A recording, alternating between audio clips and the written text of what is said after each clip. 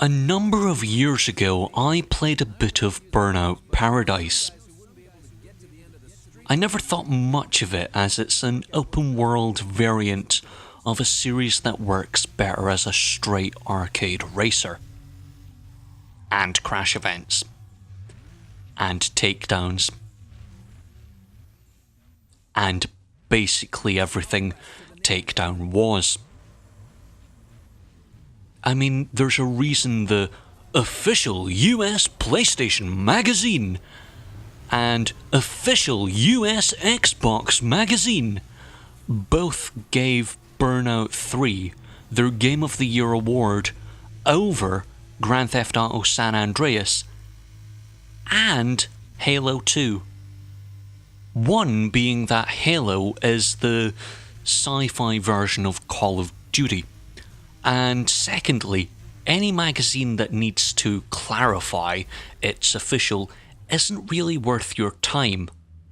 You don't see PC Gamer with official PC Gamer. However, they were right. Burnout as a series peaked with its third iteration, with a history of average racing games before, and I could lecture you about the series' progression throughout the years, but I'll refrain. Not just because that would bore the eyes off of myself, but it doesn't need to be said, as Burnout Paradise isn't much like its predecessors. Burnout Paradise is more affiliated with Need for Speed Underground or something of that open world variant.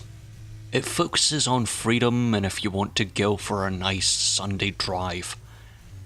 Nevertheless, there is a problem with that. The world is dull, the cars are boring, there's nothing in particular to do in the world, and they included bikes. So let's deal with all of those gripes one by one.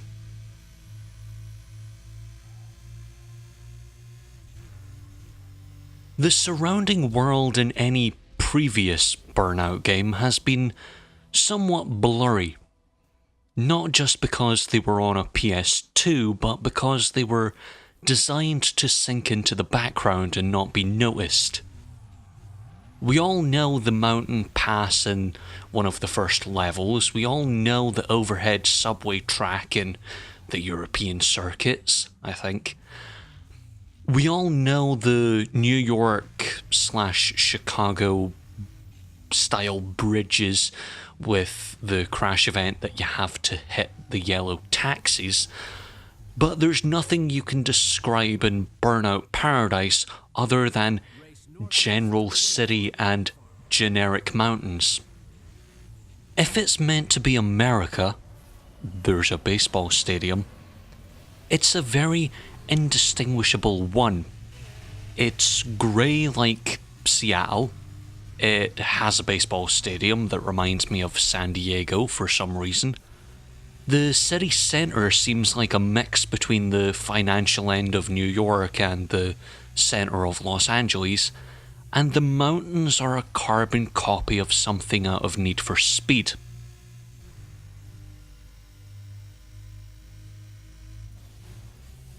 As for the cars, if you've seen any Hot Wheels cars of late, you may have noticed they are focusing on what is cool to a 5-year-old instead of starting a passion for motorsport.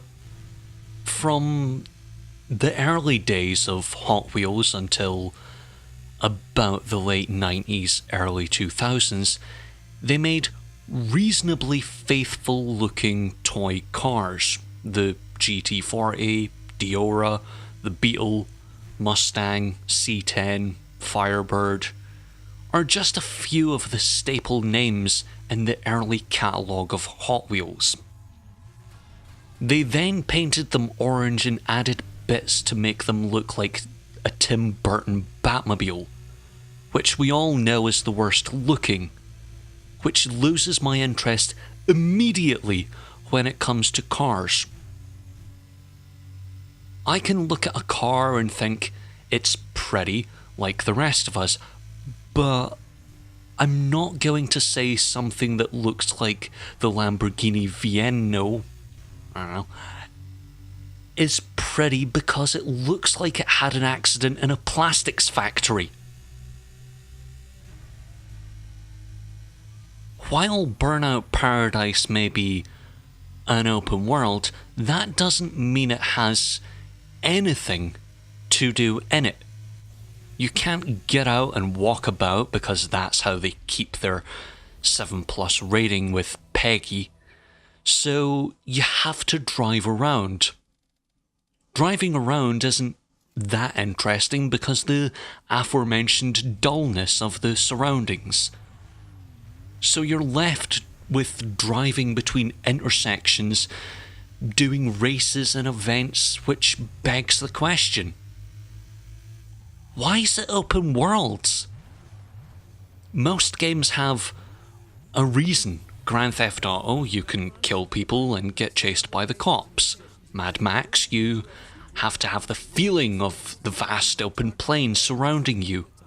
Watch Dogs 2, because it's a Ubisoft game. Fallout, because it's about your individual adventure. And Deus Ex, or The Witcher 3, because they are detective games that only work with your ability to cock up. Burnout Paradise would have done much better if it was more of takedown and revenge, but much larger than those games, and maybe introduce more modern cars than the majority of what you'd drive in Takedown, which was a standard hatchback with a turbo boost until you got the F1 car. And let's finally address the bikes. They are the fastest way to kill yourself next to living near a US high school. I've never once thought I should drive a bike so fast I'd die on impact.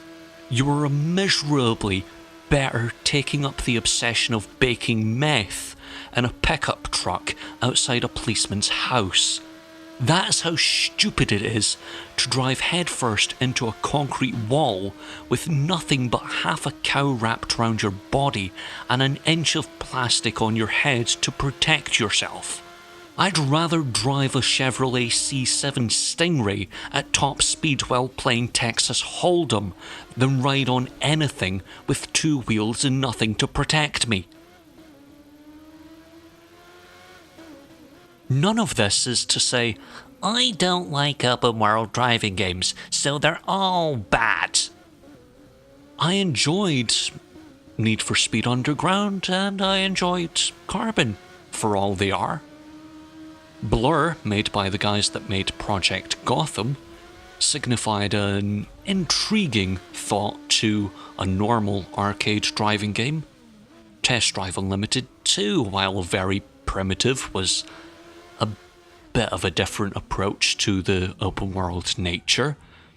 And currently I'm quite a bit interested in Ubisoft's second attempt at the open world driving game, The Crew 2. So it's possible to make a game that's 1, fun, 2, interesting, and possibly open worlds. But someone forgot to make Burnout what it is at the core. Stupid fun. You see, I don't think Burnout Paradise is the worst game ever. Furthermore, I don't want it to come off as such. There's just no relevant reason to make the change other than EA chasing a trend, which is almost evident in what Criterion made between 2007 and 2010, because they made 2 open world games. One is Burnout, what they are known for but ultimately changing direction, and the second is Need for Speed Hot Pursuit, which I've also played. And they're very similar. A map that's dull to look at, there's a lack of energy, but subsequently it did license out actual cars to drive around in. But there's one more problem. The thing that ruins any enjoyment in Burnout Paradise is a lack of fast travel, a waypoint marker, or anything that would make it easier to get to a specific event on the map. Again, a problem with how monotonous the map looks. You don't have any significant markers to tell where you are or where you're going, which is a tremendous predicament when you're making a game that's open world. In summation, I think Burnout Paradise is an okay game, but to say that it's fun would be an insult to you, as I've just declared the complete opposite.